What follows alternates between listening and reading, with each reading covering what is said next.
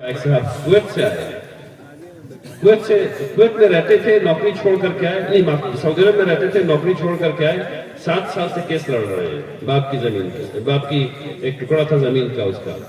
मैंने कितने की जमीन थी? 5 लाख की। मैंने कहा भाई 7 साल से तुम नौकरी छोड़ करके इस 5 लाख की जमीन के लिए लड़ाई कर रहे हो। इतनी तुमने नौकरी की होती तो 10 लाख की जमीन तो खरीद चुके होते। ये है विरासत का झगड़ा, इस झगड़े में नहीं पड़ना। तो इसको ठीक कर लीजिए, इंशाअल्लाह बहुत सी चीज ऑटोमेटिकली ठीक हो जाएगी। तो दारुल क़ज़ा की जहां तक बात है, अगर आपकी आबादी इतनी बड़ी है, दारुल क़ज़ा इंशाअल्लाह मैं ये कोशिश कर रहा हूं कि हर 1 लाख की आबादी पर एक दारुल क़ज़ा कायम हो। हम लोग इससे बहुत दूर हैं। अभी तकरीबन हम लोगों ने 100 कुछ दारुल क़ज़ाएं कायम की हैं, लेकिन ये कोशिश है कि हर लाख की आबादी के आसपास एक दारुल क़ज़ा कायम की जाए। अगर आपकी आबादी वैसी होगी यहाँ और लोग उनसे इस दारुल क़ज़ा से फायदा उठाना चाहेंगे तो हम लोग इंशाअल्लाह जरूर बनाएंगे। दारुल क़ज़ा का एक नया तसव्वुर हम लोग इमारत शरिया के लोगों ने निकाला है, और वो है सर्विस हब का कॉन्सेप्ट। यानी कि आप एक जगह जाएंगे, वहाँ आपको डॉक्टर हज़रात भी मिलेंगे जो आपको देख सकते हैं, वहाँ आपको पैथोलॉजी लैब भी मिलेगा, वहाँ पे मकतब भी मिलेगा, वहाँ पे दारुल क़ज़ा भी होगा, वहाँ पे नौजवानों के लिए इंफॉर्मेशन सेंटर भी होगा, वहाँ यानी जॉब के लिए इंफॉर्मेशन सेंटर होगा नौकरी के लिए, और वहाँ बच्चों के लिए तालीम का कुछ निज़ाम होगा या तालीम का कुछ इंफॉर्मेशन सेंटर होगा, और क़ुज़ात हज़रात के रहने की जगह होगी। इस प्रोजेक्ट पर हम लोग काम कर रहे हैं। अल्लाह तबारक तआला ने चाहा और ज़मीन हासिल हुई तो हम लोग इंशाअल्लाह उसको यहाँ ज़रूर बनाएंगे। मैं आपसे वादा नहीं कर रहा, लेकिन मैं ये चाहता हूँ कि हम लोग ये समझें कि दारुल क़ज़ा का निज़ाम बनाना, दारुल क़ज़ा का निज़ाम हम सब लोग मिल करके बनाते हैं। हम लोग यानी इमारत शरिया को टैक्स के पैसे नहीं आते, हुकूमत के पास टैक्स के पैसे आते हैं, है ना। इमारत शरिया को आप लोग पैसा देते हैं और आप लोग पैसा देते हैं और फिर वो सर्विसेज आप लोगों तक वापस आती हैं।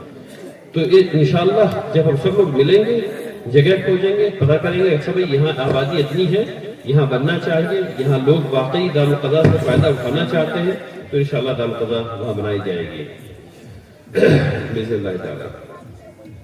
अब चंद बातें मैं करना चाहता हूँ तालीम के नुक्ते नज़र से। मुसलमानों में तालीम आज के अगर नुक्ते नज़र से देखा जाए, आज के से आप सबक में देखें हम लोग, तो हर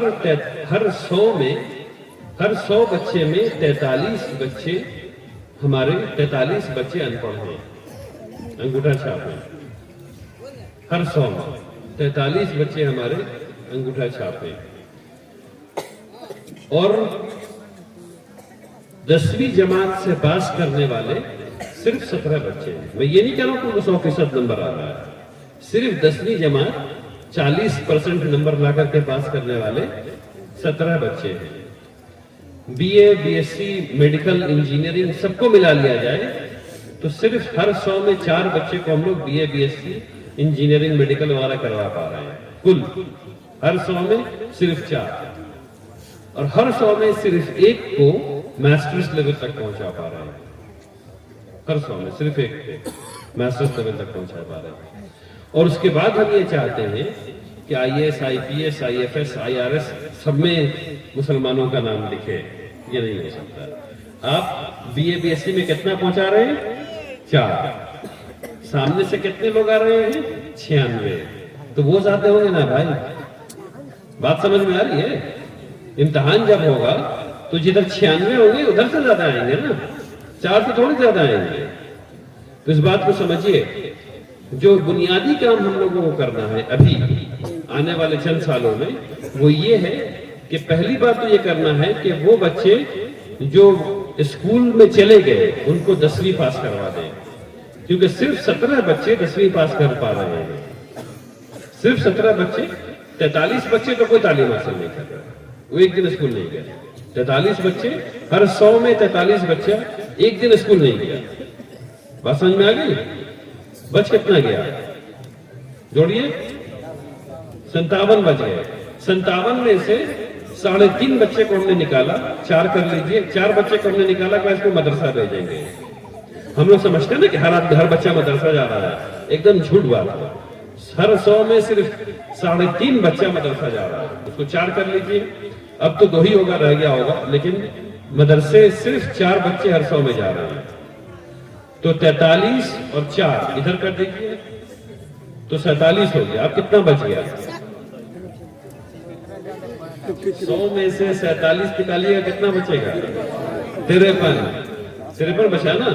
اب 53 میں ہم صرف 17 پاس کروا پا رہے ہیں، 53 میں صرف 17 10ویں جماعت تک پاس کروا پا رہے ہیں۔ جو سب سے زیادہ بہترین کام ہم لوگ ابھی فوراً کر سکتے ہیں وہ یہ کر سکتے ہیں کہ ان 53 کے 53 کو 10ویں پاس کروا دیں۔ بات سمجھ میں آ رہی ہے؟ ان 53 کے 53 کو 10ویں پاس اگر کروا سکیں گے تو B A B S C level پر 4 کے بجائے 34 ہو جائے گا۔ بات سمجھ میں آئی؟ ٹھیک اسی طریقے سے جو دوسرا بہترین کام ہم لوگ کر سکتے ہیں وہ یہ کہ یہ جو 43 بچے رہ گئے جو انگوٹھا چھاپ جاہل رہ جائیں گے، ان لوگوں کو مدرسے بھیجنا ہے، ان لوگوں کو مکتب بھیجنا ہے، ان لوگوں کو اسکول بھیجنا ہے۔ یہ کون بچے ہیں؟ ان کے والدین کو تعلیم کے بارے میں پتہ نہیں تھا، ٹھیک ہے نا؟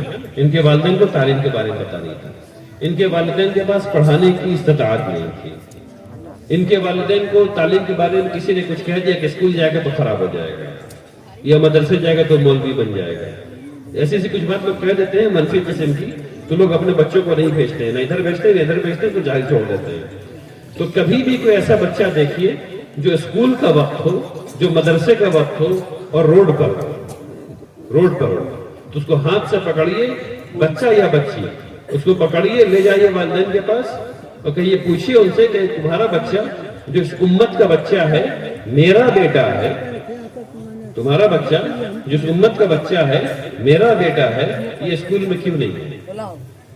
آدم علیہ السلام کی نسبت سے وہ آپ کا بھتیجا ہے، بات سمجھ لیجیے، وہ آپ کا بھتیجا ہے اور امت کے حساب سے وہ آپ کا بیٹا ہی رہے گا۔ یہ اسکول میں کیوں نہیں ہے، یا یہ بچی اسکول میں کیوں نہیں ہے؟ وہ کہیں گے یہ کمی ہے، یہ کمی ہے، یہ کمی ہے، یہ کمی ہے۔ اگر آپ پورا کر سکتے ہیں اپنی جیب سے تو آپ پورا کیجیے، اگر آپ اپنی جیب سے پورا نہیں کر سکتے ہیں تو آپ مسجد جائیے، مسجد میں اعلان کیجیے کہ مدد کی ضرورت ہے، اسکول بھیجنا ہے۔ اگر ان کی بات کچھ غلط سمجھ میں آ گئی ہے اور آپ سمجھا پا رہے ہیں تو آپ سمجھائیے، اگر آپ نہیں سمجھا پا رہے ہیں تو کسی عالم کو بلائیے، وہ ان کو سمجھائیں گے، ٹھیک ہے نا؟ ہر ایک کو کوشش کرنی ہے کہ اس کے گھر میں اور اس کے اطراف میں، اس کے گھر میں اور اس کے آس پاس، یعنی پڑوسی کے بڑے حقوق ہیں بھائی، پڑوسی کے بڑے حقوق ہیں۔ آپ کو یہ دیکھنا ہے کہ آپ کے پڑوسی کا بچہ اور بچی تعلیم حاصل کر رہا ہے یا نہیں کر رہا ہے۔ اگر نہیں کر رہا ہے تو یہ آپ کا فرض ہے کہ آپ جا کر کے اس کو بتائیں کہ وہ کتنا غلط کر رہا ہے آپ کے ساتھ، اور ہر بچے کو تعلیم دلوائیے۔ اگر ہم لوگ ایسا صرف 5 سال تک کریں، ہر آدمی یہ مشن بنا لے کہ اس کے گھر میں کوئی جاہل نہیں رہے، چاہے وہ کسی عمر کا ہو گیا، یہ بھول جائیے کہ وہ 80 سال کے ہو گئے تو تعلیم حاصل نہیں کر سکتے، کر سکتے ہیں، وہ الف با تا سا سیکھ سکتے ہیں، وہ قرآن شریف کو پڑھنے کے نقطہ نظر الف با تا سا سیکھ سکتے ہیں۔ جب ہمارے بوڑھے سیکھنا شروع کر دیں گے تو یقین جانیے بچے بھی سیکھیں گے۔ ابھی ہماری پرابلم، مسئلہ یہ ہے کہ ہمارے بڑے اس میں حصہ نہیں لے رہے، ہمارے بڑے اس میں حصہ نہیں لے رہے۔ میں دعوت دیتا ہوں ہر اپنے بڑے کو، اپنے چچا کو، کہ وہ اس میں حصہ لیں۔ آپ مسجد میں ایک کلاس قائم کیجئے ان لوگوں کے لیے جو بالکل نہیں پڑھنا جانتے اور عمر میں بڑھ گئے ہیں، بڑے ہو گئے ہیں، تاکہ وہ آ کر کے الف با تا سا سیکھنا شروع کریں۔ ان لوگوں کے لیے جو ادھیڑ عمر میں ہے، تاکہ وہ مسجد میں آ کے الف با تا سا سیکھنا شروع کریں۔ اس میں کوئی جھجک نہیں ہے، اس میں کوئی جھجک نہیں، کوئی شرم کی بات نہیں ہے، پڑھنا اچھی بات ہے۔ اللہ تبارک تعالیٰ نے جو پہلی وحی اتاری، اور آپ لوگ اس کو تقریباً ہر خطبے میں سنتے ہوں گے، اقرأ بسم ربک الذی خلق، پڑھیے، سب سے پہلی چیز تو خوب پڑھیے۔ اب آپ میں سے وہ لوگ جو پڑھتے ہیں، جو پڑھنا جانتے ہیں، اس امت نے کتاب کو چھوڑ رکھا ہے ابھی، ذرا ہاتھ اٹھا کے بتا سکتے ہیں کون کون لوگ ہر روز 50 صفحہ پڑھتے ہیں؟ माशाअल्लाह माशाअल्लाह माशाअल्लाह, एक साहब है वहाँ पे, अल्लाह आपको जज़ाए खैर दे, आपको मिशाल राह बनाए इन तमाम लोगों के लिए। और कोई है जो 50 दफा पढ़ते हैं? इधर गालिबन माशाअल्लाह आप भी पढ़ते हैं 50 दफा। तो अल्हम्दुलिल्लाह रब्बिल आलमीन, 2 लोग आपके इलाके में ऐसे हैं जो 50 दफा हर रोज पढ़ते हैं।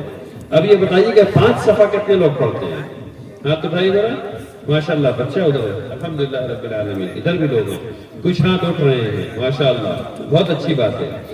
देखिए, आदत डालिए कि जो लोग पढ़ते हैं, जो लोग पढ़ना जानते हैं, हर रोज कुरान की कम से कम 1 सफ़े की तिलावत करना है और किसी और किताब से कम 2-4 सफ़ा पढ़ना है। इसको आदत डाल दीजिए, 5 साल में देखिएगा आपका इल्म यहाँ से वहां पहुंच जाएगा। 5 साल में आपका इल्म यहाँ से वहां पहुंच जाएगा।